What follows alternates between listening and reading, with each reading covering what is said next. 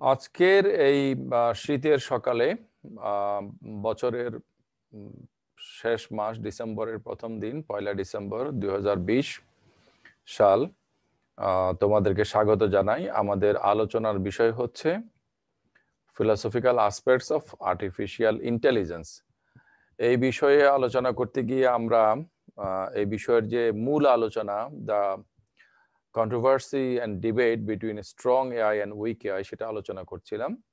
যারা মনে করে computers could be as like as human beings both functionally and ontologically, they are the supporters of a strong AI, এবং যারা এটা মনে করে না, they are the supporters of weak AI। তো এটা নিয়ে আমরা যে আলোচনাটা করছিলাম, অনেকগুলো থট এক্সপেরিমেন্ট নিয়ে আমরা আলোচনা করছিলাম। গত ক্লাসে আমরা brain in vat BIV argument, যেটা সেই থট এক্সপেরিমেন্ট নিয়ে আলোচনা করেছি। সেখানে আমরা পেয়েছি from wide content view, omniscient point of view, ব্যাপারটা যেরকম from narrow content of view ব্যাপারটা সেরকম নয়। আজকের ক্লাসে আমরা আরেকটা থট এক্সপেরিমেন্ট নিয়ে আলোচনা শুরু করব। সেটি হচ্ছে ব্রেইন প্রস্থেসিস আর্গুমেন্ট। এই আর্গুমেন্টের বিষয়টি প্রথম বলেছেন আইসি, এখানে নাম বলছে ক্লার্ক ক্লেমার। ওকে, 1970s এর দিকে তিনি এটা প্রথম বলেছেন। এরপরে জন সার্ল এ ব্যাপারে কথা বলেছেন, এবং সর্বশেষ হান্স মোরাভিক এটা নিয়ে কথা বলেছেন। তো আমরা সার্ল মোরাভিক ডিবেট হিসেবে এটা জানি, কিন্তু এটা কিন্তু ফিজিক্যাল ডিবেট না, ফেস টু ফেস। জাস্ট একজনের লেখা আরেকজন বক্তব্য খণ্ডন করার চেষ্টা করেছেন। ওকে, তাহলে আমরা এটার মূল কথাটা শুরু করি। আমার কথা কি শোনা যাচ্ছে ঠিক মতো? জি স্যার, শোনা যাচ্ছে। ওকে, আমরা ধারণা করতে পারি যে বায়োলজিক্যাল সায়েন্সের, বিশেষ করে নিউরোবায়োলজির যে ডেভেলপমেন্ট হচ্ছে, ভবিষ্যতে সেটা সুনার অর লেটার এমন হবে যে আমাদের ব্রেইনের মধ্যে যে স্নায়ু কোষগুলো আছে, এগুলা যে ধরনের কাজ করে, সেই কাজটা আমরা এক্স্যাক্টলি জানতে পেরেছি, এবং সেই ধরনের আর্টিফিশিয়াল আমরা ইলেকট্রনিক ডিভাইসগুলো বানাইতে পেরেছি। সাপোজ আমাদের ইন্টিগ্রেট সার্কিটের মতো, আইসির মতো, যেটা এক্স্যাক্টলি ব্রেইনের সেই সেলটা যেই কাজটা করে সেই কাজটাই সে করে। এইভাবে যদি আমরা করি, এবং আমরা যদি এই ধরনের ম্যাক্রোস্কোপিক ইলেকট্রনিক ডিভাইস দিয়ে আমাদের কোন একজন, কথা যার উপর পরীক্ষাটা করা হচ্ছে, একজন নর্মাল বায়োলজিক্যাল হিউম্যান বিং, তার ব্রেন সেলগুলো যদি রিপ্লেস করা শুরু করি, এই অপারেশনটা হতে হতে শেষ পর্যন্ত তার সকল বায়োলজিক্যাল ব্রেন সেল রিপ্লেসড হয়ে গেল with electronic brain. And then আবার তার বায়োলজিক্যাল যে নিউরন গুলো আছে সেগুলোকে রিপ্লেস করা হলো, এবং ওই ইলেকট্রনিক গুলো ইলেকট্রনিক যে আইসি গুলো সেগুলোকে সরিয়ে ফেলা হলো, এবং একটা পর্যায়ে গ্রাজুয়ালি সে আবার টোটালি বায়োলজিক্যাল একটা হিউম্যান ব্রেইনে পরিণত হলো। তাহলে এইভাবে আমরা রিভার্স করলাম।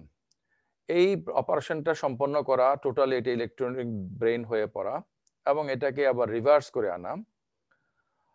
এই থট এক্সপেরিমেন্টের একটা শর্ত হচ্ছে যে সে উভয় ক্ষেত্রে সাবজেক্ট অফ এক্সপেরিমেন্ট যে তার কনসিয়াসনেস ইনটেক্ট থাকবে, এবং সেটা চেঞ্জ হবে না, তার এক্সটার্নাল বিহেভিয়ার চেঞ্জ হবে না।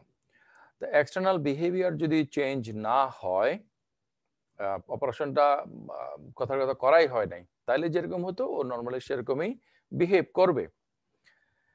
তাহলে সেই ক্ষেত্রে তার ইন্টারনাল যে কনসিয়াসনেস, তার যে ভেরি সাবজেক্টিভিটি, সেটার কি অবস্থা দাঁড়াবে?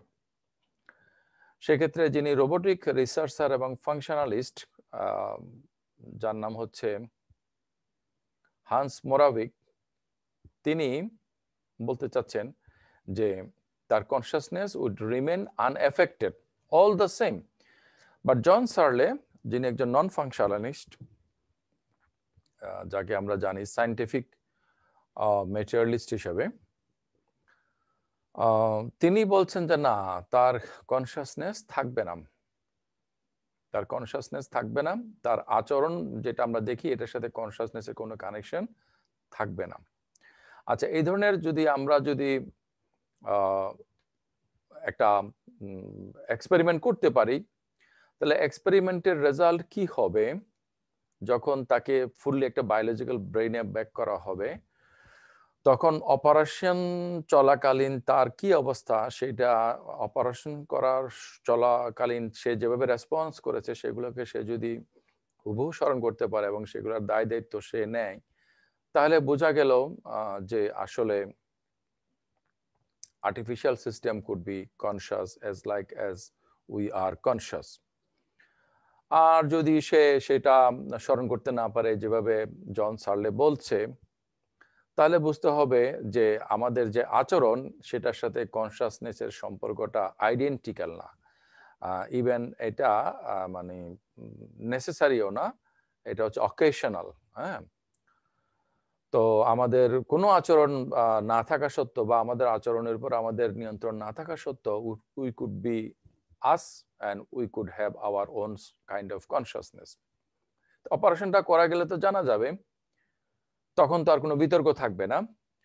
কিন্তু এই অপারেশনটা করার জন্য যে ট্রিমেন্ডাস সায়েন্টিফিক প্রোগ্রেস দরকার, সেটা ইয়েট টু বি ডান। আদৌ ট্রিমেন্ডাস সায়েন্টিফিক প্রোগ্রেসের মাধ্যমে সেটা হতে পারে কিনা, সেটাও একটা কোয়েশ্চেন।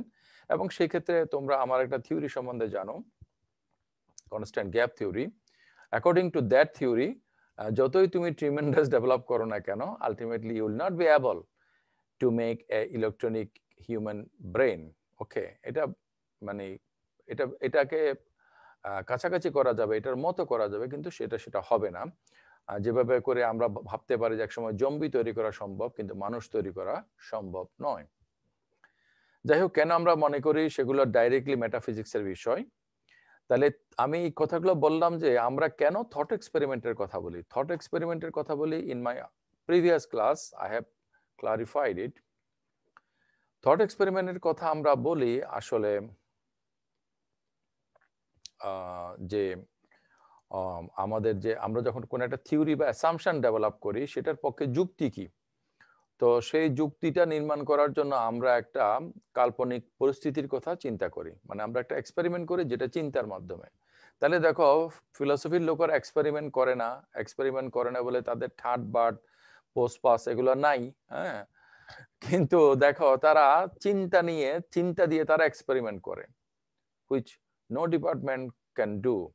হ্যাঁ, তাহলে কেউ যদি অনেকটুকু ঘুরে এসে দেখে এসে ফিজিক্যাল এক্সপিরিয়েন্সের মাধ্যমে জানলো, আর কেউ একজন তার রেশনাল ক্যাপাসিটি দিয়ে সে যেখানে বসে আছে সেখানে চিন্তার মাধ্যমে সে জানলো, তাহলে তোমরা আমাকে বলো কে বেশি জ্ঞানী, কার ক্যাপাসিটি বেশি, কার মর্যাদা বেশি হওয়া উচিত?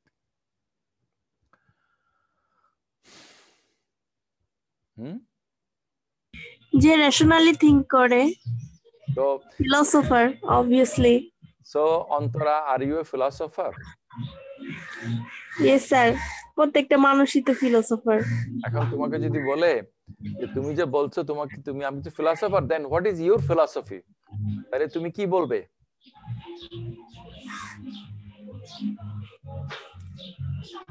আমার ফিলোসফি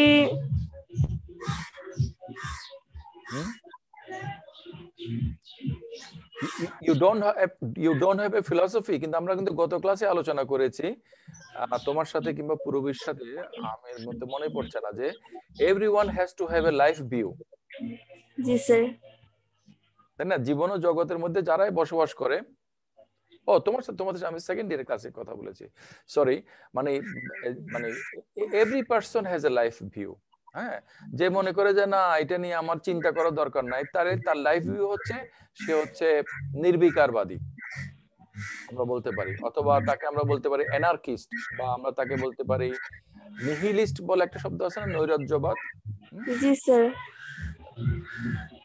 তো অন্তরা তোমার you have a philosophy, okay, and you are a philosopher because you have a philosophy. Everyone is philosopher because everyone has a philosophy.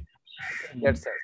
আর আমরা প্রফেশনালি যাদেরকে ফিলোসোফার বলি তাদের কিছু কন্ট্রিবিউশন থাকে in the philosophical development, okay.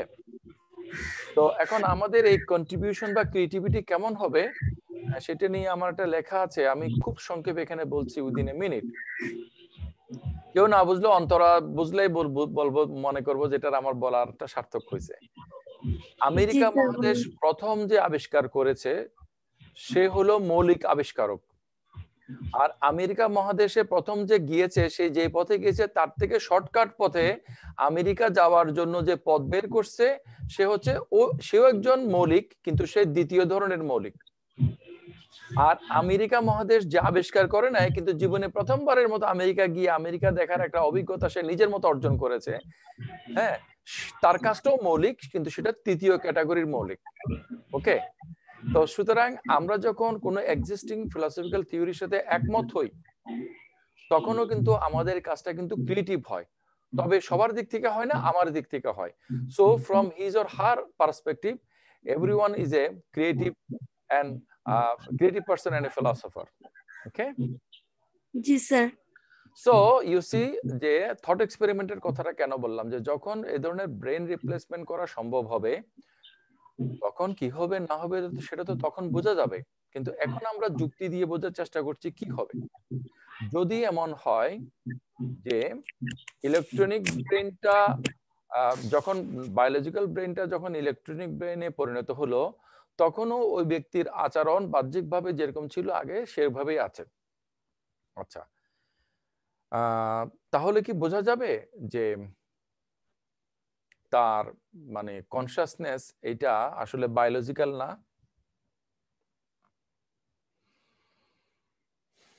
Anyone? Sir তার তখন কনসাসনেসটা থাকবে কিনা সেটাই তো কথা প্রশ্ন। অবশ্যই আই থিংক যে কনসাসনেস আর বায়োলজিক্যাল না, মানে আমাদের থট এক্সপেরিমেন্টের শর্তগুলো তোমাদেরকে ভালো করে খেয়াল করার জন্য বলেছিলাম যে এই থট এক্সপেরিমেন্টের শর্ত হচ্ছে যে ওই সাবজেক্ট অফ এক্সপেরিয়েন্স ওই মানুষটার বাহ্যিক আচরণ কিন্তু অল দ্য সেম হইতে হবে, অপারেশন শুরু শেষ করা আর অপারেশনকে আবার রিভার্স করে নর্মাল সিচুয়েশনে ফেরত আনা, টোটাল প্রসেসে তার বাহ্যিক আচরণ সাধারণভাবে যেভাবে থাকে সেভাবেই থাকবে। তাহলে যখন তাকে বায়োলজিক্যাল ব্রেনটা রিপ্লেস করে ইলেকট্রনিক ব্রেন করা হলো তখনও তার আচরণ বাহ্যিকভাবে যেভাবে ছিল সেভাবেই আছে। তাহলে এই কথা থেকে আমরা কি বুঝতে পারলাম? এখন সজীব বলো। স্যার তার যদি হচ্ছে বাহ্যিক আচরণ সেম থাকে তাহলে সেক্ষেত্রে হচ্ছে তার কনসাসনেসটা কি হচ্ছে বায়োলজিক্যাল না হচ্ছে ফাংশনাল, সেটা হচ্ছে আমরা কি করে বুঝবো?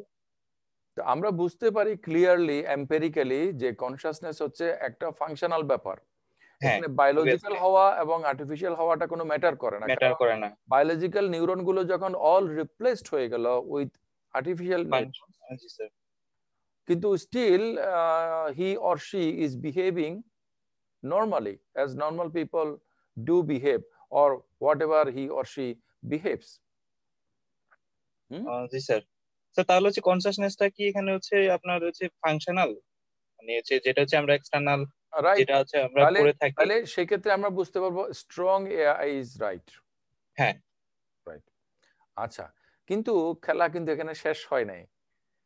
যখন রিপ্লেস হয়ে গেল, হ্যাঁ, আমাদের কথাটা ছিল কি রিপ্লেস হয়ে যাওয়ার পরে আবার রিভার্স করা হবে বায়োলজিক্যাল নিউরন গুলাকে, মানে বসিয়ে বসিয়ে যখন রিভার্স করে যখন ফুল বায়োলজিক্যাল হলো, হ্যাঁ, তখন সে যদি বলে যে হ্যাঁ তোমার অপারেশনের সময় তখন তোমাকে জিজ্ঞেস করা হয়েছিল এটা কি, তখন তুমি বলছিল যে এটা একটা কলম, তোমার কি এটা মনে আছে? সে বলছে আমার তো কিছুই মনে নাই, আমি তো গ্রাজুয়ালি আস্তে আস্তে আনকনসিয়াস হয়ে গেছি, এরপরে গ্রাজুয়ালি আবার কনসিয়াস হয়েছি, মাঝখানে কি হয়েছে আমার, মাঝখানে বলে কোনো কিছু হয়েছে আমার আসলে কিছু মনে নাই। সে যদি এরকম উল্টাপাল্টা কথাবার্তা বলে তাহলে বোঝা গেল যে ইলেকট্রনিক ব্রেন যে রেসপন্সটা করছে ওই রেসপন্সটা ওই সাবজেক্টের সাবজেক্টিভিটির ভিতর থেকে আসে নাই। হ্যাঁ হ্যাঁ হ্যাঁ, ওটা ওইটা একটা একটা ফাংশনাল। ফাংশনালি তার ব্রেইনটা একটা আর্টিফিশিয়াল কমান্ড দিছে। যেমন করে আমার ব্রেইন থেকে কমান্ড না গিয়ে যদি কোনো একটা কারণ আমার হাতটা যদি একটা হিপনোটিজমের মধ্যে অন্য কারো কমান্ড মতো চলে, জি স্যার। এরকম একটা মানে ওই যে মানে সম্মোহন করার সেই হিপনোটিজম যেরকম বলে এরকম একটা ব্যাপার হয়েছে বলে বোঝা যাবে। হাইপোথিসিস। হ্যাঁ, যদি এমন হলো যে সে তার বায়োলজিক্যাল ব্রেনটা ব্যাক করার পরে সে অপারেশনের সময়কালের কোনো কথাই আর মনে করতে পারছে না, তাহলে বোঝা যাবে যে আসলে আমাদের যে সাবজেক্টিভিটি এটার সাথে বা আমাদের মাইন্ডের সাথে আমাদের ব্রেইনের সম্পর্কটা কিন্তু আইডেন্টিক্যাল তো নয়, ইভেন নেসেসারিও না, এটা অকেশনাল। কারণ আমার ব্রেনটা যখন মানে আমি যখন ব্রেনের নিয়ন্ত্রণ হারাইছি তখনও আমি যেন কোথায় আছি, সাপোজ একটা অন্ধকারে আছি, কিন্তু আমার ব্রেন কিন্তু কাজ করতেছে আরো জনের কমান্ড অনুসারে যেভাবে তাকে দেওয়া হয়েছে। হ্যাঁ, সেটা আর কি। তাইলে কি বোঝা যাবে যে আসলে সার্লের কথাই সঠিক এবং স্ট্রং এটা ভুল। হ্যাঁ, তাই না? স্যার হ্যাঁ, ফিলোসোফার। স্যার হ্যাঁ স্যার, তার মানে হিপনোটাইজ করলে স্যার ব্রেইনের এই, মধ্যে সবাই শোনা, তার মানে কিন্তু তাবাসসুম স্বীকার করছে যে শি ইজ দ্য ফিলোসোফার। দেন তাবাসসুম অন্তরাকে যে প্রশ্নটা করেছি, somebody may ask you the question, then what is your philosophy? তোমরা যদি বলো মোজাম্মেল স্যার একজন ফিলোসোফার, আমাদের এখানে বলে না যে সোশিওলজি ডিপার্টমেন্টের একজন ভাইস চ্যান্সেলর হয়েছে, এখন সবাই তাকে তোষামোদি করে বক্তৃতা দিচ্ছে, আমাদের বিশিষ্ট সমাজ বিজ্ঞানী অমুক। হ্যাঁ, পলিটিক্যাল সায়েন্সের কেউ একজন মনে করো কিছু একটা হয়েছে, আমি বলে যে বিশিষ্ট রাষ্ট্রবিজ্ঞানী অমুক। হ্যাঁ, তোমরা যদি বলো যে বিশিষ্ট দার্শনিক মোহাম্মদ মোজাম্মেল হক, কেউ তোমাকে জিজ্ঞেস করতে পারে যে তাহলে ওনার ফিলোসফিটা কি, তোমরা অবশ্য constant gap theory, philosophy of contradiction এরকম কিছু কথাবার্তা হয়তো বলতে পারবে আমার সম্পর্কে, আমার স্টুডেন্ট অবশ্যই। তুমি যখন নিজেকে ফিলোসফার হিসেবে মানে স্বীকার করছো স্পন্টেনিয়াসলি, দেন ইউ শুড। আমি আসলে ফিলোসোফার হিসেবে আমি নিজেকে জাস্ট একটা ভাবলাম যে আপনি হয়তো আমাকে এই নামে মানে রাখতে পছন্দ করেন, ওই জন্য আমি জাস্ট একটা রেসপন্স করে ফেলছি। শোনো, আমি আমি আমি এই যে জিরোর উপরে যে সেমিনারটা পেপার প্রেজেন্ট করেছি ওই যে ফিলোসফিক্যাল সোসাইটিতে, এটা নিয়ে আমি আরো কিছু লিখবো গুছাই, ডিপার্টমেন্ট এটা নিয়ে সেমিনার করেছি। এই আমার এই যে জিরোকে যদি আমরা যদি একটা ভ্যালিড নাম্বার ধরি তাহলে অ্যারিথমেটিক স্টেটমেন্ট গুলো মানে সিনথেটিক হয় না, যেটা কান্ট বলেছেন। এই জিরোর দিক থেকে অন্তত জিরোর ব্যাপারে কিন্তু কান্টের কথাটা ভুল। এই কথাটা প্রথম আমাকে বলেছে একজন student, and he is a mediocre student, didn't have any very good result. আমার এখনো মনে আছে, আমি আনফরচুনেটলি তার নামটা ভুলে গেছি, একটু এভাবে বললে আবার বডি শেমিং হবে কিনা, একটু মানে বেটে করে মোটা করে একটু কালো করে একটা ছেলে 320 নম্বর রুমের উত্তর দিকের যে রো আছে সেখানে মাঝখানে বসে আমাকে দাঁড়িয়ে প্রশ্নটা করেছিল। আমার still I can see the picture. Okay, তো ওই ছেলেটাকে আমার যেরকম মনে আছে তোমাকেও আমার এরকম সারা জীবন মনে থাকবে, আই হোপ। ফর কোয়েশ্চেন যে সূত্র দিয়ে আমরা অঙ্ক মিলাই কিন্তু সূত্রটা যে ঠিক এটা কোথায় পাই। হ্যাঁ, so your philosopher to me, but you should have a philosophy of your own. এবং কিভাবে তুমি তোমার ফিলোসফি ডেভেলপ করবে সেটা তো আমি বলে দিচ্ছি। আমেরিকাতে যে প্রথমবার গেছে, আমেরিকা যাওয়ার যে বিকল্প পথে বের করছে এবং নিজে ব্যক্তিগতভাবে যে আমেরিকা ভ্রমণ করছে, তিনজনই হচ্ছে ক্রিয়েটিভ, তবে তিনজনের ক্রিয়েটিভিটি 3 লেভেলের। Okay, so Tabassum, I have interrupted you. Have you forgotten the point? মনে আছে? না স্যার, মনে আছে স্যার। আমি বলতে চাচ্ছি যে আপনি যে বলেন হিপনোটাইজ করার ফলে হাতটা যদি মানে মস্তিষ্কের কমান্ড ছাড়া নিজে নিজে ইয়া হয় তখন একটা ব্যাপার হবে। এখন আমার কথা হচ্ছে যে মানে মস্তিষ্কের কমান্ড ছাড়াই হাত কিভাবে হবে? মানে হিপনোটাইজ করলেও তো কোনো না কোনো ভাবে মস্তিষ্কে তো একটা সিগন্যাল যাবেই। মস্তিষ্ক কনসাস থাকবে না হয়তো, কিন্তু আনকনসাসলি হলেও তো মানে একটা সিগন্যাল দিতে থাকবে। এই যে দেখো, তুমি আমাকে যেই কথার পরিপ্রেক্ষিতে এই কথাগুলো বললা, এই কথার পরিপ্রেক্ষিতে তুমি যদি 1 প্যারা 2 প্যারাতে আমাদের আলোচনা বিষয়টা 1 পৃষ্ঠাতে লেখো, আর তুমি এখন যেটা বললা সেটা যদি 1 প্যারা 2 প্যারা বা 1 পৃষ্ঠা 2 পৃষ্ঠার মধ্যে লেখো, তাহলে তোমার এটা কিন্তু একটা সুন্দর আর্টিকেল হয়ে যাবে, কারণ তুমি এখানে একটা বেসিক কোয়েশ্চেন রেজ করেছো, এই জন্যই তো তোমাকে ফিলোসোফার বলছে। কারণ আমি যে বললাম যে আমাদের ব্রেনের মাধ্যমে হিপনোটিজমটা, আসলে হিপনোটিজমটা ব্রেনের মাধ্যমে হয় না, হিপনোটিজম হয় মাইন্ডের মাধ্যমে। এবং সেই ক্ষেত্রে you are right, always our body is control by our brain, কিন্তু আমাদের ব্রেইনের কন্ট্রোলটা অনেক সময় আমাদের থাকে না। তাহলে আমাকে হিপনোটাইজ যে করে, সে আমার কিসের নিয়ন্ত্রণটা নেই? সে তো আমার মাথাটা ধরে না, আমার কাছেও আসে না, একটু সামনে বা কোথাও বসে থাকে, তাই না? তাহলে আমি জি স্যার। আমি যখন হিপনোটাইজড হই, তাহলে কথার কথা, অবশ্য আমার হিপনোটাইজ হওয়ার সম্ভাবনা খুব কম, কারণ আমি খুব স্ট্রং পার্সোনালিটির মানুষ। আসলে উইক পার্সোনালিটির, মানে সব ধরনের পার্সোনালিটির লোকদেরকে হিপনোটাইজ করা যায় না আর কি। এনিওয়ে, হিপনোটিজমটা কিন্তু স্যার এটা পার্সোনালিটির চাইতো মানে আপনার যদি আনকনসিয়াসনেস অবস্থায় থাকেন, মনে করেন আপনাকে কোনোভাবে জিনিসটা নেশা জাতীয় কোনো দ্রব্য যদি দেওয়া হয়, তখনও তো করা যেতে পারে। আনকনশাস অবস্থার কোনো মাসলা নাই, এটা মানে ধর্মের মধ্যেও নাই, সায়েন্সের মধ্যেও নাই, উচ্চ ফিলোসফিতেও নাই। ওই আমাদের সকল মানে যা কিছু সবকিছু হচ্ছে কনশাস, আনকনশাস হলে কোনো কথা নাই। সেটা বলছি যে যে মানে আসলে in either situation our all the bodily organs are directed and moved and controlled by our brain. কিন্তু আমাদের ব্রেইনটা যে আমাদের ব্রেইনের যে নিয়ন্ত্রণটা, আমরা যদি আমাদের ব্রেইনই হইতাম, তাহলে একজন ব্যক্তি আমাদেরকে কিভাবে নিয়ন্ত্রণ করতে পারে? এটা আর কি। এটার আবার আমি যা বলছি মানে এখন সেটা আমার কিছুক্ষণ আগের কথা থেকে ভিন্ন রকম, আবার এখন আমি যা বলছি তার চেয়েও ভিন্ন রকম কথা আছে বস্তুবাদীদের, এবং সেটাও আমার কাছে জানা আছে। সে আলোচনাগুলো অনেক মানে মজার হবে, কিন্তু মজার আলোচনা করতে গেলে আমাদের আবার কোর্স শেষ হবে না। হ্যাঁ, তো তাবাসসুম, আমি আশা করব যে তুমি এই বিষয়ে কিছু একটা লিখবে এবং লেখাটা আমার কাছে পাঠাবে, I hope. Okay okay okay, let's go back to our topic. সেটা হচ্ছে যে যদি এই থট এক্সপেরিমেন্টের ব্যাপারে মোরাবিকের প্রেডিকশনটা যদি সঠিক হয়, তাহলে স্ট্রং এআই এটা সঠিক। আর যদি সার্লের কথাটা সঠিক হয়, অপারেশনটা রিভার্স করার পরে সেই ব্যক্তি যদি প্রপারলি অপারেশনের বিষয়গুলো স্মরণ করতে না পারে এবং সেগুলোর দায়িত্ব সে না নেয়, তার কনসিয়াসনেসে সেগুলো যদি না আসে, তাহলে বোঝা যাবে যে আমার যে সাবজেক্টিভ কনসিয়াসনেস এটা ইন্ট্রিনজিক, আর আমার ব্রেন যেভাবে কাজ করে একটা ফাংশনাল ফরম্যাটে কাজ করে, এটাকে আমরা সিমুলেশন অফ কনসিয়াসনেস বলতে পারি, অ্যাকচুয়ালি নট কনসিয়াসনেস ইন্ট্রিনজিক্যালি। ওকে, এটা থেকে তাহলে আমরা বুঝতে পারি যে আমাদের আচরণের সাথে আমাদের কনসিয়াসনেসের সম্পর্কটা নেসেসারি না, বরঞ্চ অকেশনাল। ওকে, এখন আমরা এই এক্সপেরিমেন্টার যদি পরবর্তী অংশে দেখি, যে কথার কথা আমরা যদি মোরাবিকের প্রসঙ্গ চাই, মানে রোবোটিক ইঞ্জিনিয়ার যিনি বলছেন যে ইলেকট্রনিক ইয়া দিয়ে, নিউরন দিয়ে রিপ্লেস করার পরে এবং এটাকে আবার বায়োলজিক্যাল সিচুয়েশনে ব্যাক করার পরে সে যদি অপারেশনের কথাগুলোকে স্মরণ করতে পারে, তাহলে ক্লিয়ারলি বোঝা গেল যে মানে artificial brain is also a brain. Okay, যেমন করে artificial urea is also urea, okay, artificial sweetener is also a sweetener, okay, artificial scent fragrance is very much a scent and fragrance, সেরকম।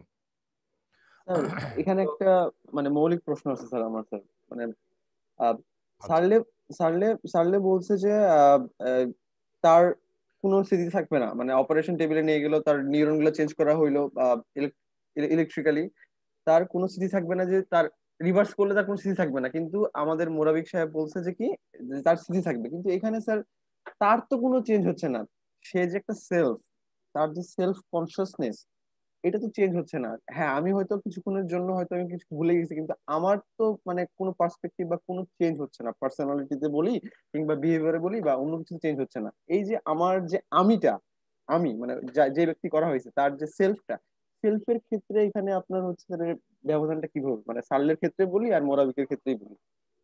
আচ্ছা, আমরা এটা ডিটারমিন করার চেষ্টা করছি যে এই যে আমরা আমাদের সেলফ সাবজেক্টিভিটি বলছি, এটা কি এক্সট্রা ব্রেইন মানে এক্সট্রা ফিজিক্যাল, যেটা ডুয়ালিস্টরা বলতে চায়, সেই জন্যই এই থট এক্সপেরিমেন্টটা। ওকে, তাহলে এক্সপেরিমেন্ট তো আমরা ফিজিক্যালি এটা করতে পারছি না, এই জন্য থটের মাধ্যমে এক্সপেরিমেন্টটা করছি। তো যদি এরকম করতে পারি, এরকম আরো কিছু বিষয় আছে আমার এখানে নাই, আমি তোমাদেরকে বলি একটা মানে স্মার্ট স্টুপিডিটি আছে বস্তুবাদের পক্ষে যারা, তারা এটা বলে তোমার ব্রেনের মধ্যে সব সেন্সর গুলো লাগানো হলো, লাগানোর পরে দিয়ে কোন একটা কিছু তুমি মানে একটা খেলা মনে করো আর কি, হ্যাঁ, এখন তুমি নেক্সট চালটা কোনটা দিতে চাচ্ছ তুমি কনসিয়াসলি মানে বোঝার সাথে সাথে তুমি চালটা দিচ্ছ উইদাউট এনি টাইম ল্যাপস, কিন্তু ব্রেন স্ক্যান যাই করছে সে কিন্তু পিছনে বসে বলতে পারতেছে তুমি কিন্তু অ্যাকচুয়ালি ওই চালটা দিতে চাচ্ছ, এবং ও এটা কনফার্ম করার 1 সেকেন্ড বা 1.5 সেকেন্ড পরে তুমি কনসিয়াসলি জানতে পারছো যে you are going to take this decision. এই ফিজিক্যাল এক্সপেরিমেন্টটা করা সম্ভব হয়েছে, এবং এর মাধ্যমে বস্তুবাদীদের পক্ষে বলা হচ্ছে যে আমাদের ব্রেন আসলে সিদ্ধান্ত নেয়, কিন্তু আমি তাদেরকে স্টুপিডিটি বলছি এই জন্যই যে আসলে তারা মানে আমার যে কনসিয়াস যে স্টেট এটি হচ্ছে আমি এটা ধরে নেই, এটা কিন্তু সাইকোলজির একটা বেসিক মানে একেবারে ফান্ডামেন্টাল মানে অ আ ক খ কে মানে ভঙ্গ করার মতো, এবিসিডি কে লঙ্ঘন করার মতো। সেটা হচ্ছে যে আমাদের আমি মানে কিন্তু শুধু আমার কনসিয়াস ফুল কনসিয়াস যেটা সেটা না, এটার মধ্যে মানে half conscious, 3/4 conscious, quarter conscious, at least conscious, মানে একেবারে আনকনসিয়াস। আমরা ইভেন আমরা তাবাসসুমের সাথে আলোচনার মধ্যে আনকনসিয়াস যেটা বলেছি, আনকনসিয়াস তাহলে হয়ই না, কিন্তু আনকনসিয়াস আমরা যেটা বলি সেটাও কিন্তু ভেরি লো লেভেলের consciousness. Okay, life and consciousness এই দুটো রিলেশন হচ্ছে আইডেন্টিক্যাল। বারবার আমি আমাদের কোনো সিলেবাসের মধ্যে নাই, কিন্তু আমি তোমাদেরকে পড়ানোর সময় সবসময় অনেকবারই বলেছি, এখনো বলি, আমি একটা পোস্টার করেছি যে রিলেশনাল নেসেসিটি মানে আইডেন্টিক্যাল রিলেশন বলতে কি বোঝায়, নেসেসারি রিলেশন বলতে কি বোঝায়, অকেশনাল রিলেশন বলতে কি বোঝায়। এই তিনটা জিনিস অ্যাটলিস্ট না জানলে আমার কথাগুলো কারো কাছে ক্লিয়ার হবে না। কনসিয়াসনেস এবং আমাদের লাইফ যেটা বলে এটার মধ্যে রিলেশন হচ্ছে আইডেন্টিক্যাল। হ্যাঁ, সো ওই ফিজিক্যাল এক্সপেরিমেন্টটা যে আমার ব্রেন কি কমান্ড নিচ্ছে সেটা আমি জানছি পরে। এখানে কিন্তু দুইটা আমি, একটা হলো আমার কনসিয়াস ফুল কনসিয়াসের মধ্যে আমি, আরটা হলো আমার সাবকনসিয়াসের মধ্যে আমি, এবং আমার প্রকৃত আমিত্বটা কিন্তু আমার সাবকনসিয়াসে, আমার কনসিয়াস লেভেলটা জাস্ট এক্সিকিউট করে, রিসিভ করে এবং এক্সিকিউট করে। হ্যাঁ, এই জন্য তো আমাদের ইসলামিক রিলিজিয়নে বলা হয়েছে যে ইন্নামাল আমালু বিন্নিয়া, মানে intention is the basic thing of action. Okay, তার মানে আমিটাকে আমি আমার কনসিয়াসনেস এর মধ্যে ধরে নিচ্ছি, মানে সাবকনসিয়াসনেস। আসলে ওই এক্সপেরিমেন্টে কনসিয়াসনেসে ধরা হচ্ছে, কিন্তু আসলে আমি হচ্ছে আমার সাবকনসিয়াসে। ওকে, আমরা যে প্যারাডাইমের কথা বললাম, লাইফ ভিউর কথা বললাম একটু আগে অন্তরার সাথে, এগুলো কিন্তু আমাদের সাবকনসিয়াসের মধ্যে কাজ করে। কেউ যদি বলে যে আমার কোনো ফিলসফি নেই, আই ডোন্ট বোদার ফর ফিলসফি, তুমি তাকে জাস্ট জীবন ও জগৎ সম্পর্কে, নীতি সম্পর্কে, নৈতিকতা সম্পর্কে, আদর্শ সম্পর্কে কিছু বেসিক কোয়েশ্চেন, 10টা কোয়েশ্চেন তৈরি করে তাকে একটা ফিল আপ করতে দাও। তুমি কি এটা মনে করো, না এটা মনে করো, না এটা মনে করো, কারণ অপশনগুলো তো লিমিটেড, আনলিমিটেড অপশন তো নাই। এবং সেগুলো যখন সে ফিল আপ করবে তখন তাকে সুন্দর মতো তার একটা আদর্শ তুমি তাকে ধরাই দিতে পারবা। হ্যাঁ, বাট কিন্তু usually people are not aware of, যেটা আমি বলেছিলাম যে everyone does philosophy but only a few is aware of doing that. আমাদের কাজ হচ্ছে লোকদেরকে সেভাবে সচেতন করা আর কি। হ্যাঁ, আচ্ছা, আমরা যেই পয়েন্টের মধ্যে আসছিলাম সেটা হচ্ছে যে যখন কথার কথা হান্স মোরাবিক রোবোটিক ইঞ্জিনিয়ার যেটা প্রেডিক্ট করেছে যে তার কনসিয়াসনেস ইনটেক থাকবে এবং মাঝখানে অপারেশনের সময় যেটা হয়েছে সেটাও সে প্রপারলি স্মরণ করতে পারবে, যদি পারে তাহলে বোঝা যাবে যে আমাদের মাইন্ড হচ্ছে একটা এপিফেনোমেনন, মানে উপবস্তু, by product of our physical brain. Okay, yes sir. একজন বস্তুবাদী ফিলসফার, তারা দুজনেই হাজব্যান্ড ওয়াইফ, দুজনেই ফিলসফার, নাম করা পল চার্চল্যান্ড এবং প্যাট্রিশিয়া চার্চল্যান্ড। প্যাট্রিশিয়া চার্চল্যান্ডের বক্তব্য আমি শুনেছি। তো তিনি বলবেন যে তিনি একটা ফাংশনালিস্ট আর্গুমেন্ট দিবেন। তিনি বলবেন যে হ্যাঁ, একটা নিউরনকে যদি আমরা যদি একটা নিউরন কি কাজ করে, কারণ আমাদের ব্রেনের মধ্যে এক একটা নিউরন এক একটা কাজ করে, তাহলে প্রতিটা নিউরনের কাজগুলো যদি আমরা আলাদাভাবে জানতে পারি, তাহলে আমাদের পক্ষে সেই ধরনের আর্টিফিশিয়াল নিউরন তৈরি করা সম্ভব। এবং এই নিউরনগুলো যেভাবে সেট আপ আছে সেভাবে সেট আপ করে আমাদের পক্ষে একটা আর্টিফিশিয়াল ব্রেন বানানো সম্ভব। এটাতে থিওরিটিক্যালি এটাতে অসম্ভব বলে কোনো কিছু নাই। কারণ তার আগে আমাদের দেখতে হবে যে একটা হিউম্যান ব্রেন কিভাবে কাজ করে, সেই জিনিসটা আমাদেরকে মানে ঠিকমতো করে বের করতে হবে।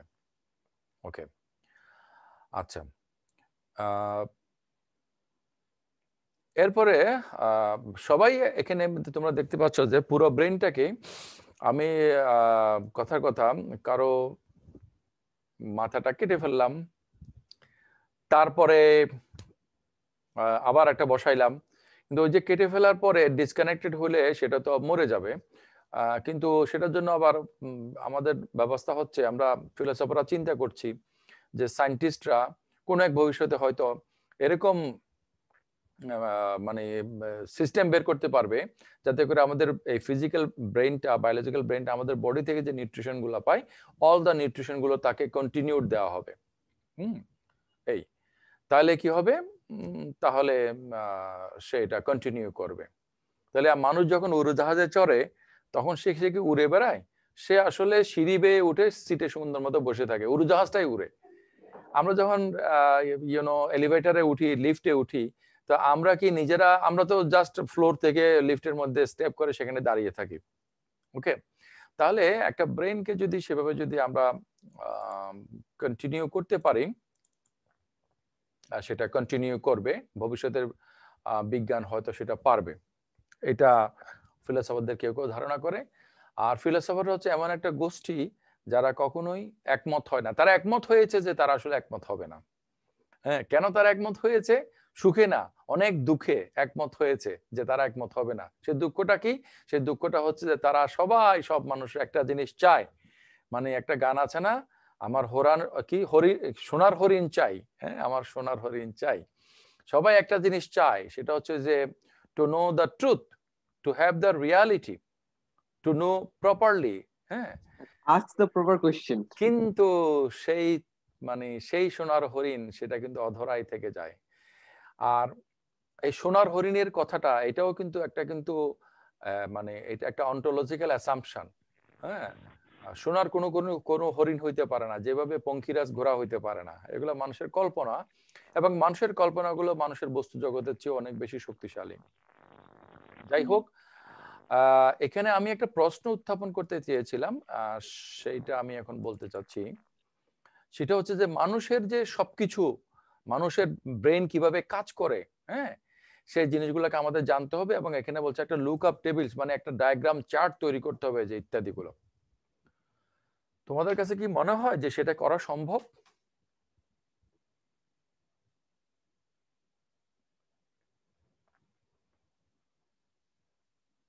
কেউ তো কিছু বলে না। স্যার কোশ্চেনটা আবার স্যার কোশ্চেনটা বুঝি নাই। মানুষের ব্রেন কিভাবে কাজ করে? এই চোখ নিয়ন্ত্রণ হয় মস্তিষ্কের এই কোষগুলোর মাধ্যমে, এই নাকের কাজগুলো মস্তিষ্কের ওই জায়গায়, আমার এভাবে মস্তিষ্কের সব জায়গাগুলোকে ভাগ করা আছে না? জি স্যার। তাহলে মস্তিষ্কের একটা ভাগের মধ্যে একটা নিউরন, একটা স্নায়ু কোষ, ওইটা আসলে কি কাজ করে, কি কাজ করে, এটার প্রাইমারি কাজ কি, সেকেন্ডারি কাজ কি, এটা কিভাবে গঠিত হয়েছে, এটার কেমিক্যাল কি? কারণ জগতের সবকিছুই তো ইলেকট্রন, প্রোটন, নিউট্রনের একটা বায়োলজিক্যাল, নন বায়োলজিক্যাল সবগুলো তো সেম, তাই না? স্যার হয়তো কিছু কিছু কাজের ব্যাখ্যা দিতে পারবে, কিন্তু সম্পূর্ণ কিভাবে কাজ করে এটা দেওয়া সম্ভব না। কেন আমরা তো স্যার হিউম্যান সম্ভব? ব্রেনের কাজগুলো শুধুমাত্র হচ্ছে 10% জানতে পারি। আমি এরকম একটা আর্টিকেল পড়ছিলাম স্যার। তাহলে স্যার 10% যদি স্যার জানতে পারি, তাহলে পুরো ডায়াগ্রামটা কিভাবে পসিবল? এই নিক্সন বোধহয় না? জি স্যার।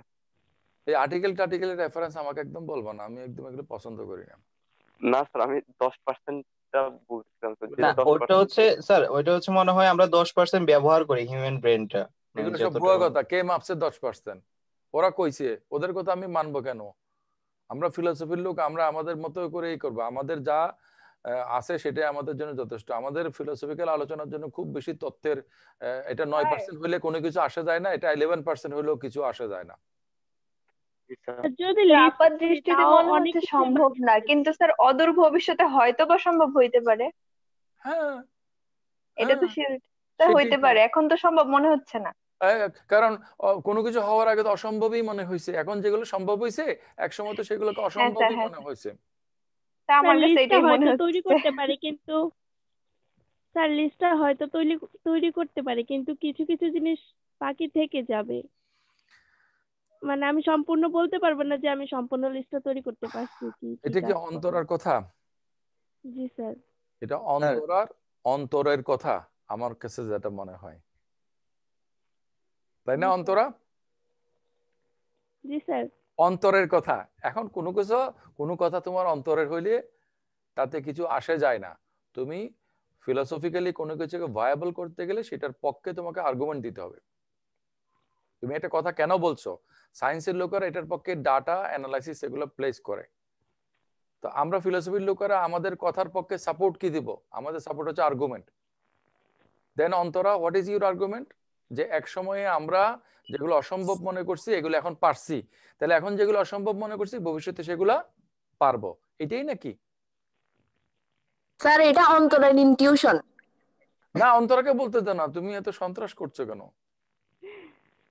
স্যার হয়তো অনেক কিছু পারবো, আবার সবকিছু যে পারবো এরকম কিছু না না। না, হয়তো টয়তো দিয়ে বলবে না, ফিলোসফির লোকে কথা বলবে কনক্লুসিভ। আমার মনে হয় না যে সবকিছু সম্ভব। কেন মনে হচ্ছে না?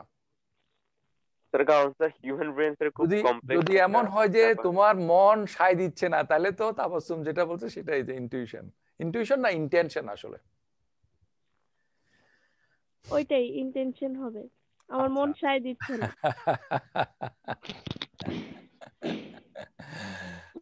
আচ্ছা, তো এই বিষয়ে প্রসঙ্গে আমি আমার কনস্ট্যান্ট গ্যাপ থিওরির কথা বলবো। সেখানের মধ্যে আমি যুক্তি দিয়েছি যে একদিক থেকে দেখলে আমরা ওই মানে আমাদের ব্রেন কিভাবে কাজ করে এটা আমরা একটা সাউন্ড হচ্ছে মাসুদ।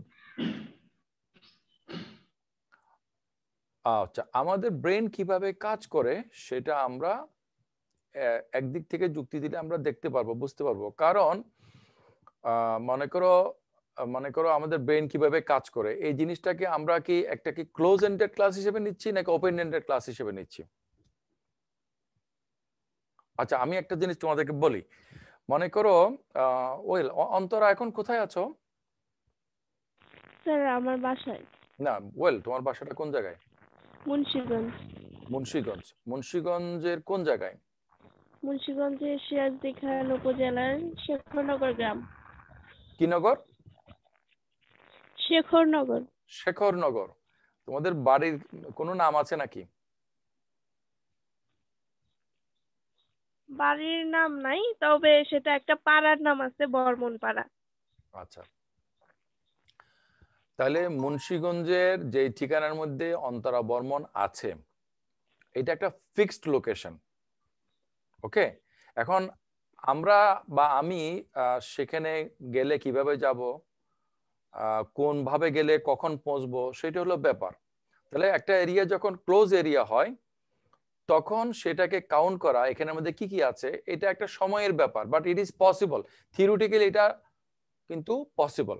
ওকে, আর যদি আমি অন্তরাকে রিচ করতে চাই, কিন্তু অন্তরা কোথায় আছে আমি জানি না, এটা একটা ওপেন এন্ডেড ক্লাস। ওকে, মানে ডিসলোকেটেড একটা পজিশন। তো ডিসলোকেটেড পজিশনে কি আমি কি পৌঁছতে পারবো? না। মনে করো একটা খেলা হচ্ছে, আমাদের ফেভারিট খেলা হচ্ছে ফুটবল। ফুটবলে মনে করো গোল পোস্ট আছে, তাহলে গোল পোস্ট থাকলে তাহলে কে গোল খাইছে না খাইছে এটা বোঝা যাবে, তাই না? আর এমন একটা ফুটবল মাঠ যদি হয় যেখানে গোল পোস্ট নাই অথবা গোল পোস্টটা নড়াচড়া করে, হ্যাঁ, এক জায়গায় থাকে না, তাহলে তো খেলাটা বোঝা যাবে না। মনে করো মাঠের মধ্যে দৌড় প্রতিযোগিতা হচ্ছে, তাহলে শুরুর জায়গা এটা, ওই টার্গেট ওটা হলো শেষের জায়গা, তাহলে সে প্রতিযোগিতাতে কেউ জিততে পারে কেউ হারতে পারে। এনিওয়ে, যে এখন হেরেছে সে কখনো জিতার সম্ভাবনাও আছে, প্র্যাকটিস করলে হতে পারে। কিন্তু যেখানে কোনো মানে শেষ জায়গা, শুরুর জায়গা আছে কিন্তু শেষের কোনো জায়গা নাই, কোনো টার্গেট নাই, সেখানে কেউ কি জিতবে হারবে? না। তাহলে আমরা যদি ওপেন এন্ডেড ক্লাসকে ইনভলভ করি, সেটাকে কি আমাদের পক্ষে কি কোয়ান্টিফাই করা সম্ভব? না স্যার। ওকে, আমরা এর আগে একটা কোয়ালিফিকেশন প্রবলেম বলে একটা কথা পড়েছিলাম। আমরা যখন আমাদের সাবজেক্টিভিটির কথা বলি তখন আমরা একটা কোয়ালিটির কথা বলি, আমরা কোয়ান্টিটি দিয়ে কোয়ালিফাই করি। যেমন আমরা বলি যে 18 ডিগ্রি সেন্টিগ্রেড হলো মানে ঠান্ডা, আর যারা ঠান্ডার দেশে থাকে তাদের কাছে 18 ডিগ্রি মানে হলো সামার। তা আমরা একটা কোয়ান্টিটি দিয়ে কোয়ান্টিফাই করি, সরি কোয়ালিফাই, একটা কোয়ান্টিটি দিয়ে আমরা একটা কোয়ালিফিকেশন করার চেষ্টা করি, কিন্তু কোয়ালিফিকেশনটা কিন্তু ঠিকমতো হয় না, তাই না? ওই যে স্যার লকের যে মুখ্য কোণ গৌণগুণের ব্যাপারটা, হ্যাঁ গণ কিছুটা এটার সাথে মিলে। কিন্তু যেটা বলতে চাচ্ছিলাম সেটা হচ্ছে তাহলে মানুষের যে বুদ্ধি, মানুষের যে কাজ, মানুষ যা কিছু, এই যে আমি কথা বলছি এটা আমার কাজ, আমি নড়াচড়া করি এটার কাজ, কিন্তু যারা ব্রেন নিয়ে কাজ করে, আমার বড় বোন তো ব্রেন মেডিকেলের professor, head of the department, physiology ডিপার্টমেন্টের, ওনার সাথে আমি মাঝে মাঝে নিয়ে কথা বলেছি, ইউটিউবে আমার একটা আলোচনাও আছে ওনার সাথে। আসলে আমাদের এই যে মোটর অ্যাকশন যেগুলো বলে, যে নড়াচড়া, কথাবার্তা বলা, এগুলো হচ্ছে আমাদের ব্রেনের কাজের একেবারে অতি ক্ষুদ্র একটা অংশ, এবং ব্রেনের পিছনের একটা ক্ষুদ্র অংশ এটা নিয়ন্ত্রণ করে।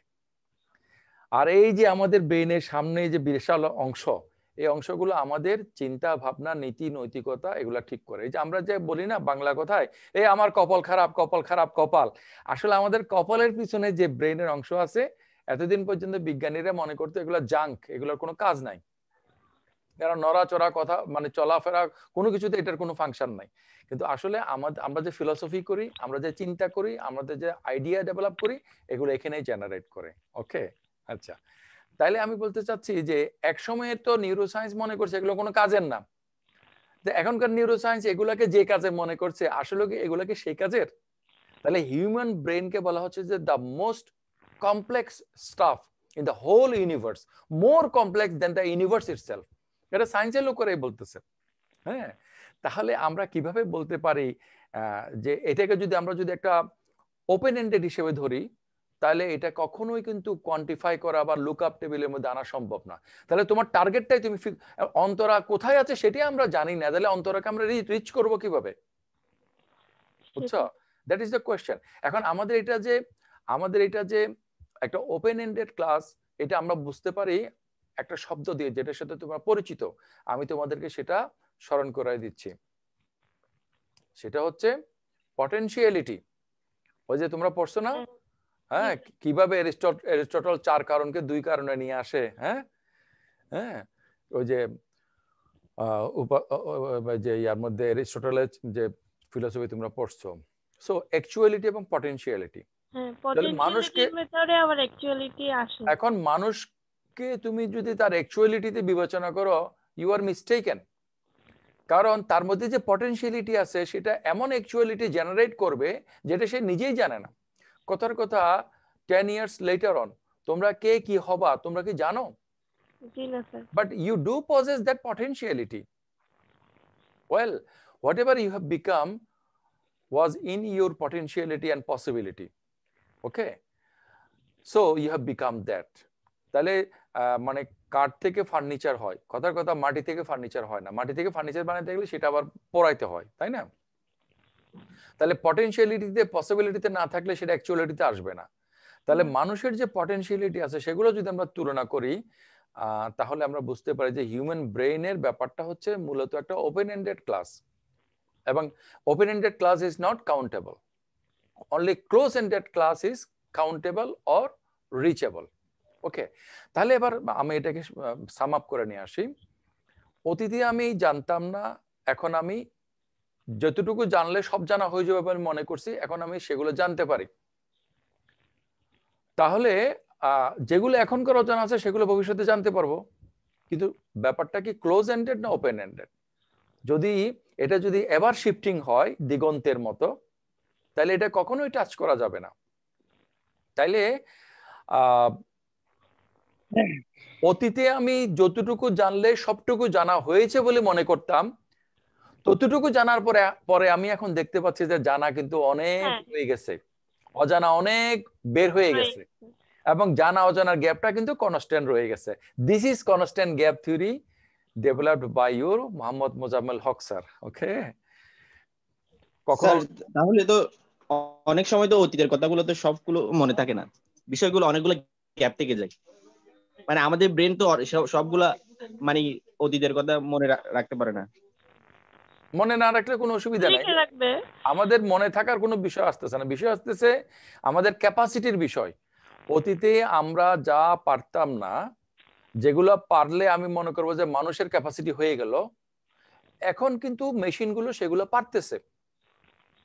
ওকে, হ্যাঁ, তাইলে মেশিন মানুষ সমান, কিন্তু সমস্যা হচ্ছে মেশিন এখন সেই সব কিছু পারছে যেগুলো একসময় মেশিন পারবে বলে মানুষ বিশ্বাস করে নাই। সমস্যা হচ্ছে কিন্তু মেশিন সবগুলো পারা সত্ত্বেও মেশিন কিন্তু মেশিনে রয়ে গেছে, কারণ মানুষের ক্যাপাসিটি বেড়ে গেছে।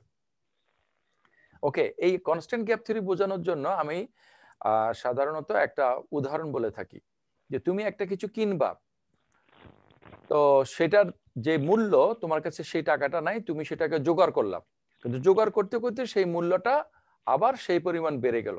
কথার কথা, একসময় দাম ছিল 5,000 টাকা, তোমার কাছে 500 টাকা আছে, তুমি কষ্ট করে 5,000 টাকা জোগাড় করার পরে তুমি দেখলা যে সেই জিনিসটার দাম হয়ে গেছে এখন 50,000 টাকা। এরপরে তুমি আবার 50,000 টাকা জোগাড় করলা, কিন্তু ততদিনে সেটার দাম সেভাবেই সেই অনুপাতে আরো বেড়ে গেছে।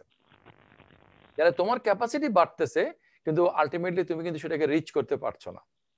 ওকে, তাহলে মানুষের আমরা যদি ক্যাপাসিটি দেখি, মানুষ কি ভাবতে পারছে যে মানুষ এখন যেগুলো নিয়ে ইনভলভ হয়, যেগুলো নিয়ে কাজ করে, এগুলো কি একসময় করতে পারবে মনে করছে? না, মনে করে নাই, তাই না? তো এই আমার যে থিওরি কনস্ট্যান্ট গ্যাপ থিওরি, এটাকে আমি থিওরি বলি কেন, এটা নিয়ে আমার কোনো কলিগ আপত্তি করেছে একটা সেমিনারে, তখন আমি তাদেরকে সেটা রেসপন্স করার চেষ্টা করেছি। হাইপোথিসিস তোমরা অনেকে জানো যে একটা অনুমান, সেই অনুমানের পক্ষে যখন তুমি অবজারভেশন দেখাইতে পারবা তখন এটা হবে থিওরি, আর অবজারভেশনটা যখন একেবারে ইউনিভার্সাল হয়ে পড়বে তখন এটা হয়ে যাবে ফ্যাক্ট। তাহলে আমি এটা থিওরি বলছি, এটার পক্ষে সাপোর্টটা কি? এখন ফিলোসফির কোনো কিছুর পক্ষে কিন্তু এম্পেরিক্যাল ডাটা বা অবজারভেশনের সাপোর্ট হবে না। ফিলোসফিক্যাল কোনো কিছু থিওরি হবে যখন সেটার পক্ষে আর্গুমেন্ট থাকবে। So I am showing you the argument যে অতীতে আমি পারি নাই, এখন পারছি, এটা যেমন একটা যুক্তি। অতীতে আমি যতটুকু পারলে সব পারা হবে বলে মনে করছি, এখন দেখছি যে না, সেগুলো সব পারা সত্ত্বেও আমাদের না পারাগুলো সব রয়ে গেছে। তার মানে আমরা যতই ভবিষ্যতে আগাবো, আমাদের পটেনশিয়ালিটি আমাদেরকে নতুন নতুন অ্যাকচুয়ালিটির সম্মুখীন করবে। ওকে, তাহলে আলটিমেটলি যদি আমি আমার ব্রেইনের স্টাডিটাই যদি কমপ্লিট করতে না পারে, যেটা আমাদের থট এক্সপেরিমেন্টের মূল কথা ছিল যে আমাদের ব্রেইনটা যেভাবে কাজ করে, ব্রেইনের যে অংশগুলো যেভাবে কাজ করে, ব্রেইনের প্রতিটা নিউরন যেভাবে কাজ করে, সেগুলো সব আমরা ইন্ডিভিজুয়ালি জানলাম। ওকে, এখন এইগুলাকে ইন্ডিভিজুয়ালি জানার পরে আমরা এগুলাকে আর্টিফিশিয়াল নিউরন দ্বারা রিপ্লেস করা শুরু করলাম। তো ভবিষ্যতে বিজ্ঞান যদি সেটা ক্রমান্বয়ে করতে পারে, তাহলে আমাদের এই ব্রেন প্রস্থেসিস মানে এক্সপেরিমেন্টটা করা সম্ভব। আচ্ছা, এখানে আরেকটা পয়েন্ট আছে, আমি সেইটা আলোচনা করার আগে তোমাদের সাথে একটু কথা বলতে চাই। তোমরা যারা আলোচনায় পার্টিসিপেট করেছো তারা সবাই বাদ গিয়ে তোমাদের যে মাসুদ আর আমি বাদ দিলে তোমরা যে 36 জন আছো, এই 36 জনের মধ্যে এই পর্যন্ত কথা বলো নাই এমন একজন আমার সাথে একটু বলো, আসলে তোমরা বুঝছো কি বুঝছো, বা তোমাদের কোনো প্রশ্ন আছে কিনা? স্যার, আমার বাসায় কারেন্ট ছিল না, 45-এ কারেন্ট আসছে, তখন আসলাম ক্লাসে। জি স্যার। আচ্ছা আচ্ছা আচ্ছা, তোমার জন্য আমি পুরো জিনিসটাকে রিপিট করব, কিন্তু খুব দ্রুত, তোমাকে খুব মনোযোগ দিয়ে শুনতে হবে। জি স্যার, থ্যাংক ইউ স্যার। আমিও স্যার। আচ্ছা, এরপরে হ্যাঁ তুমিও অবস্থা না, আর স্পেসিফিক প্রশ্ন আছে কারো? স্যার আজকে ফার্স্ট জয়েন করছি তো সেজন্য একটু সমস্যা হচ্ছে। বিষয়টা জানি। ফার্স্ট জয়েন করছো কে? ফরহাদ। এতদিন কোথায় ছিলা? স্যার গ্রামে ছিলাম তো, সমস্যা ছিল একটু। হাই হাই স্যার আমি লেটে ঢুকছি একটু। আচ্ছা, আমরা যেহেতু লেকচারগুলোকে ইউটিউবে দিচ্ছি, তোমরা কোনোভাবে সেগুলোকে ডাউনলোড করে বারবার করে শুনবে। মানে একবার শুনে বুঝি নাই স্যার বুঝাই দেন সেরকম ইরেসপন্সিবল আচরণ করবে না। খুব মনোযোগ দিয়ে শুনবা, বই খাতা নিয়ে বসবা, অ্যাটলিস্ট করবা, তোমাদের ক্লাসমেট যারা রেগুলার ক্লাস করে তাদের সাথে বুঝবা। এরপরে যদি না বোঝো আমাকে বলবা, আমি তোমাদেরকে বোঝাই দেবো। প্লিজ ডোন্ট অ্যাপ্রোচ মি জি sir. Before you try to understand, and never hesitate when you don't know and be unable to understand at last. Okay, এটার জন্য আবার শাই ফিল করবেন স্যার একটু বকা দিয়ে বলছেন তাহলে জিজ্ঞেস না করি, সেটা না। ওকে, তাহলে আমাদের আজকের মূল কথাটা হলো, যারা পরে আসছো তারা খেয়াল করো, সেটা হচ্ছে যে আমাদের আমরা তো চিন্তা করছি আমাদের মতো আর্টিফিশিয়াল ইন্টেলিজেন্স হতে পারে কিনা। ওকে, তাহলে আমাদের সব ইন্টেলিজেন্সের গোড়াটা হচ্ছে আমাদের ব্রেন। ওকে, আমাদের ব্রেনের যে বিভিন্ন অংশগুলো আছে, বিভিন্ন সেলগুলো আছে, সেগুলো কি কি কাজ করে, এগুলো যদি আমরা ক্রমান্বয়ে, এখন তো অনেকটুকুই জানি, আরো জানার চেষ্টা করি, এভাবে জানতে জানতে আমাদের ব্রেনটা টোটালি কিভাবে কাজ করে, যেমন আমাদের হাত কিভাবে কাজ করে আমরা অনেকখানি জেনেছি, সেভাবে আমাদের ব্রেন যেভাবে কাজ করে সেটা যদি আমরা পুরোপুরি ভাবে জানতে পারি, তাহলে আমাদের ব্রেন কি, আমাদের ব্রেন হচ্ছে কতগুলো স্নায়ু কোষের সমষ্টি, নিউরনের সমষ্টি। তাহলে ওই নিউরন গুলাকে যদি আমরা আর্টিফিশিয়াল নিউরন বানাইয়া ওই কাজের মধ্যে লাগাই, কথার কথা আমার হাতের মধ্যে একটু মনে করো স্টেনলেস স্টিলের একটা হাড় আছে, হাড়ের পরিবর্তে লাগানো হয়েছে। ইভেন আমার শরীরের মধ্যে আমি একটা হাঁটু অ্যাক্সিডেন্ট করেছিলাম, ওখানে ওই যে স্ক্রু আছে, সেই স্ক্রুটা কিন্তু মানে এসএসএন না, ওটা হাড়ের স্ক্রু ছিল আর্টিফিশিয়াল, এবং আমার হাড়ের সাথে মিশে গেছে। তাহলে আমার বডির হাড়ের অংশের মধ্যে কিছু অংশ কিন্তু আর্টিফিশিয়াল ফিজিক্যালি আমার।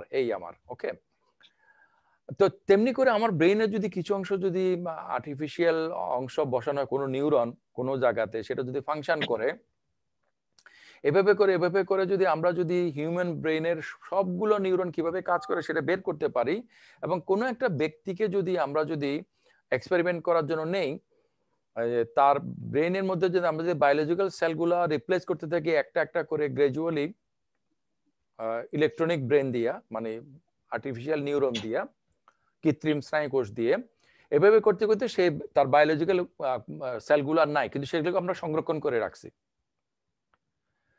তারপরে আবার ইলেকট্রনিক এগুলোকে সরাইয়া বায়োলজিক্যাল গুলোকে বসানো শুরু করছি, অরিজিনাল তার যে ব্রেন সেলগুলা। তাহলে এই অপারেশনটা টোটালি সম্পন্ন করা এবং রিভার্স করে নিয়ে আসা, এই সম্পূর্ণ সময়ে সে যদি কনসাস থাকে, এক্সটার্নালি বোঝা গেল যে সে কনসাস আছে, সে কথাবার্তা বলতেছে, প্রশ্নের উত্তর দিচ্ছে, সে নর্মালি যেরকম থাকে সেরকম থাকে, তার আচরণ সেরকমই। তাহলে এই থট এক্সপেরিমেন্ট থেকে আমরা কি বুঝতে পারি? আমরা বুঝতে পারি যে আমাদের যে বায়োলজিক্যাল ব্রেন, এইটা আসলে আর্টিফিশিয়ালি বানানো সম্ভব। তাহলে আমরা আসলে মূলত আমাদের ব্রেন, এবং আমাদের ব্রেনটা আর্টিফিশিয়ালি বানানো সম্ভব, তার মানে হচ্ছে যে আমরা স্পেশাল কোনো কিছু না, তার মানে হচ্ছে intelligence in the strong sense, এটা পসিবল। ওকে, কিন্তু এই কথাটা হচ্ছে যে একটা রোবোটিক মানে ইঞ্জিনিয়ার, তার নাম হচ্ছে হান্স মোরাভিক, তার বক্তব্য। জন সার্লে বলছে যে না, তা হবে না। আর এই পুরো ব্যাপারটাকে একটা থট এক্সপেরিমেন্ট বলা হচ্ছে এই জন্য যে এই এক্সপেরিমেন্টটা তো ফিজিক্যালি এখন করা সম্ভব হচ্ছে না। তাহলে যেটা হচ্ছে না ফিজিক্যালি, সেটা করা গেলে কি হবে, এটা নিয়ে ফিলোসফাররা এনগেজ হয়। হ্যাঁ, সেভাবে একটা থট এক্সপেরিমেন্ট। তো সার্লে বলছে না, সেটা হবে না। যখন তার আর্টিফিশিয়াল নিউরন দ্বারা তার ব্রেন সেলগুলো রিপ্লেস করা হলো, তখন তাকে এটা জিজ্ঞেস করা হলো, কথার কথা, এটা কি কলম, এটা কি, আমাকে চিনছো কিনা? হ্যাঁ চিনছি। সব উত্তরগুলো সে ঠিক মতো দিল। কিন্তু যখন বায়োলজিক্যাল সেলগুলো তাকে রিপ্লেস করা হবে, হ্যাঁ, তখন তাকে জিজ্ঞেস করলে সে কিন্তু বলবে যে না, আমি তো আস্তে আস্তে জানি আনকনসিয়াস হয়ে যাচ্ছিলাম, এরপর এখন আবার কনসিয়াস হয়েছি, মাঝখানে কি হয়েছে আমার মনে নাই। এখন ও যদি এরকম বলে, মাঝখানের কথাগুলো স্মরণ করতে না পারে, মোটেও স্মরণ করতে না পারে, তাহলে আমরা বুঝবো যে অপারেশনটা করার পরে তার ইলেকট্রনিক ব্রেন হয়ে যাওয়ার পরে সে যেভাবে রেসপন্স করেছে, এটা তারই রেসপন্স, তারই মতো সাধারণত সে যেভাবে করে, কিন্তু আসলে এটা সিমুলেশন হয়েছে। তখন মানে আমরা একটা হিপনোটিজমের মাধ্যমে যেটা নিয়ন্ত্রণ করে, সেরকম তার ব্রেনটা তার বডিটাকে নিয়ন্ত্রণ করছে, কিন্তু সে নিজে করে না, তার সাবজেক্টিভিটিটা সেখানে ছিল না। ওকে, এবং সাবজেক্টিভিটি না থাকার কারণে সে বুঝতে পারে নাই। এইটা হলো যে ব্যাপার। তো অপারেশনটা যখন করা যাবে তখন বোঝা যাবে কি হবে না হবে। এখন আমরা এটা থেকে বুঝতে পারি যে যদি সে পুরোপুরি সবকিছু স্মরণ করতে পারে, তাহলে মেটেরিয়ালিস্ট এবং ফাংশনালিস্ট যারা তারাই সঠিক, এবং artificial intelligence in the strong sense এটা পসিবল। আর যদি অপারেশনের সময়ের কথাটা সে মনে করতে না পারে, তাহলে সার্লের কথাটাই সঠিক। এবং আমাদের যে মাইন্ড, এটা আসলে আমাদের ব্রেইন না, আমাদের মাইন্ডটা আমাদের ব্রেইনের চেয়ে ভিন্ন কিছু। আমাদের ব্রেইনটা ইলেকট্রনিক হওয়ার পরে আমাদের মাইন্ডটা ডিসকানেক্ট হয়ে গেছে। আর যদি মোরাবিকের কথাটা যদি সঠিক হয়, বস্তুবাদীদের কথাটা, তাহলে আমাদের মাইন্ড হচ্ছে আমাদের ব্রেইনের একটা বাই প্রোডাক্ট। ওকে, এই হচ্ছে যে আলোচনা যেটা আমি করেছি। এখানে পরে দিয়ে আমি আমার নিজের কথাগুলো বলেছি। সেটা বলেছি যে আসলে এই অপারেশনের এই মানে আর্গুমেন্টের শর্ত হচ্ছে যে আমাদের ব্রেইনগুলা কিভাবে কাজ করে সেটা আমাদের বুঝতে হবে। আর আমি কিভাবে কথা বলি, কিভাবে হাত নাড়াই, আমার গলার স্বর কি, আমার চোখের দৃষ্টি কি, আমার এই যে মোটর অ্যাকশন গুলো, সেগুলো আমার বড় অপার রেফারেন্সে বলেছি, উনি ফিজিওলজির প্রফেসর, যে এগুলো আসলে মোটর অ্যাকশন, এগুলো খুব সামান্য একটা কিছু। আমাদের যে আমিত্ব, এটা কিন্তু আমাদের ফিলসফি, এটা আমাদের এথিক্স, এটা আমাদের মেটাফিজিক্স, এটা আমাদের চয়েস, এটা আমাদের ইন্টেনশন, এটা আমাদের ইমোশন, এগুলোর সাথে রিলেটেড। এগুলা কিন্তু মোটর অ্যাকশনের থেকে ভিন্ন কিছু। ওকে, এবং আমাদের এই যে এগুলো হয় আমাদের ব্রেনের সামনের অংশে, এবং আমাদের যে বলবো আমি, এই আমার যে আমি হওয়াটা, এটা আমি এখন যা আমার যে অ্যাকচুয়ালিটি, সেটার সাথে আরেকটা জিনিস আছে, আমার একটা পটেনশিয়ালিটি আছে। তাহলে আমি এখন যা কিছু করি সেই অনুসারে যদি মানে এটা হচ্ছে মোজাম্মেল হক, এটা বললে ভুল করা হবে, কারণ মোজাম্মেল হক এখন যেভাবে চিন্তা করে 10 বছর আগে সেভাবে করতো না। ওকে, আমার জীবনে একটা রেডিক্যাল শিফটিং হয়েছে, সেটা তোমরা হয়তো পার্সোনালি কেউ কেউ জানো। তাহলে আমার জীবনে যে আরো রেডিক্যাল শিফটিং ভবিষ্যতে হবে না, তোমার জীবনে যে হবে না, হোয়াট পটেনশিয়ালিটি ইউ হ্যাভ এবং how it will be actualised, you don't know. তাহলে কোনো একটা কিছু যদি এরিয়া ঠিক করা না থাকে, সেটাকে তুমি ওপেন এন্ডেড এরিয়া, আনফিক্সড, হ্যাঁ, সেটাকে তুমি কিভাবে কভার আপ করবা? তাহলে হিউম্যান ব্রেন কিভাবে কাজ করে, আমার অ্যাসাম্পশন হচ্ছে এটা মানুষ মানে কখনোই মানে কোয়ান্টিফিকেশন করতে পারবে না, বিকজ এটা একটা কোয়ালিটির ব্যাপার। এটা হচ্ছে আমার একটা ব্যাপার, এই কথাগুলো আমি বলতে চেয়েছি। আর আরেকটা কথা আমি বলতে চেয়েছি, যারা রেগুলার ক্লাসটা প্রথম থেকে শুনেছে তাদের জন্য, আমরা ইন্ডিভিজুয়ালি এইটা এইটা এইটা এটা বুঝি, কিন্তু এটাকে যখন একসাথে লাগানো হয় তখন একটা নতুন কিছু হয়। দেশালের কাঠির আগে যে বারুদ এবং ওই যে দেশালের ম্যাচ বক্স, দুইটা আলাদা জিনিস, কিন্তু দুটাকে যখন আমরা একসাথে ঘষা দেই তখন একটা আগুন তৈরি হয়। আগুনটা কিন্তু কোনোটার মধ্যে ছিল না।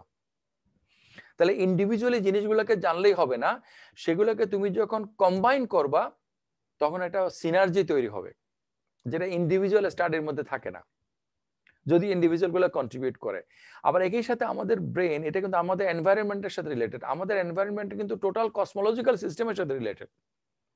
সেজন্য যে হিউম্যান যে কনসাসনেস, সেটার যে স্টাডি, এটা মোর কমপ্লেক্স একটা বিষয়।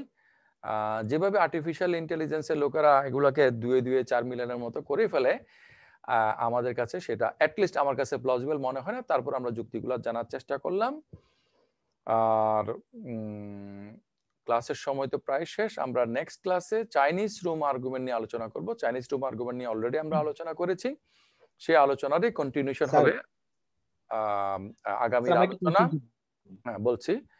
আর আমি একটা জিনিস ভেবেছি, আমার সময় শেষ হওয়ার কারণে আমি দ্রুত বলে ফেলছি, সেটা হচ্ছে আমি খুবই খুশি হব চাইনিজ রুম আর্গুমেন্টের উপর তোমাদের কেউ একজন যদি ডেলিবারেটলি একটা আলোচনা উপস্থাপন করো। তোমরা যদি 2 জন হও তাহলে 2 জন এট বেস্ট হতে পারে, তারা 10 মিনিট করে বলবে, এটা খুবই ভালো হবে। ইভেন তোমরা চাইলে স্ক্রিন শেয়ারও করতে পারো। আর তোমরা যদি আলোচনা না করো, আমি যেহেতু চাকরি করি, আমার চাকরি হলো তোমাদের বোঝানো, সেটা আমি করবো হোপফুলি ইনশাআল্লাহ। দেন কে জানি কি বলতে চেয়েছিলে? স্যার আমি বলো স্যার। আপনি কিছুক্ষণ আগে তীর দিয়েছেন যে একটা আর্টিফিশিয়াল মানে ব্রেন তৈরি করা যায় আমাদের মতো।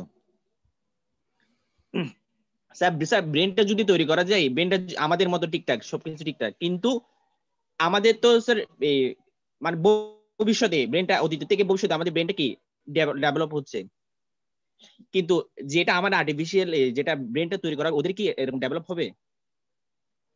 হতে পারে, হতে পারে, কারণ তুমি যদি এআই সিনেমাটা দেখো সেখানে দেখা যাবে রোবটরাই রোবট বানাচ্ছে এবং তারা নিজেদের মতো অটোনমাস চলছে, তাহলে তাদের একটা ডেভেলপমেন্টও হতে পারে। এই যেসব কম্পিউটারের সাথে যে মানুষের যে গেম হয়, খেলা হয়, যেখানে কম্পিউটার জিতে যায়, কারণ খেলাগুলাকে মানে অ্যালগোরিদম গুলাকে যখন তাকে ইনপুট দেওয়া হয় তখন সে নিজে নিজে নিজে নিজে নিজের সাথে নিজে খেলতে থাকে অসংখ্যবার, এবং খেলতে খেলতে সে নতুন ভাবে সে কতগুলো টেকনিক আবিষ্কার করে, যেটা দেখা গেল যে বিশ্ব দাবা চ্যাম্পিয়ন অথবা আলফাগো চ্যাম্পিয়ন সে এটা বুঝতে পারছে না। ইটস অল অ্যাবাউট অ্যালগোরিদম এবং ক্যালকুলেশন। ওই ক্যালকুলেশন গুলা কিন্তু ভালো করতে পারে, এবং বিশ্ব দাবা চ্যাম্পিয়ন গ্যারি কাসপারভ তো ডিপ ব্লুর সাথে হারছে।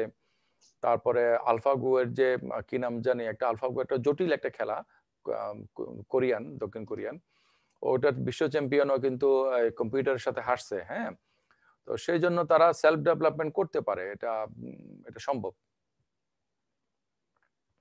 স্যার রোবটরা তো স্যার যেটা দিক নির্দেশনা দেয় ওটা তো শুনি, সেইটা ওটার বাইরে তো তোমার এই ইন্টারেস্ট গুলোকে সার্ভ করার জন্য তুমি ক্লাসে রেগুলারলি প্রথম থেকে আসতে হবে এবং শুনতে হবে। আর মাহফুজ, সজীব, তোমরা ওকে একটু হেল্প করবা আলোচনা করে। জি স্যার।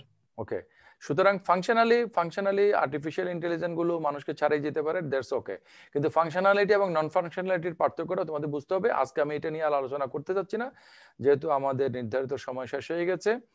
আর তোমাদের সাথে আগামী সপ্তাহে, আগামী রোববারে আবার দেখা হবে। এবং হোপফুলি তোমরা তো তাহলে আগামী ক্লাসে আলোচনা প্রেজেন্ট করার জন্য কে?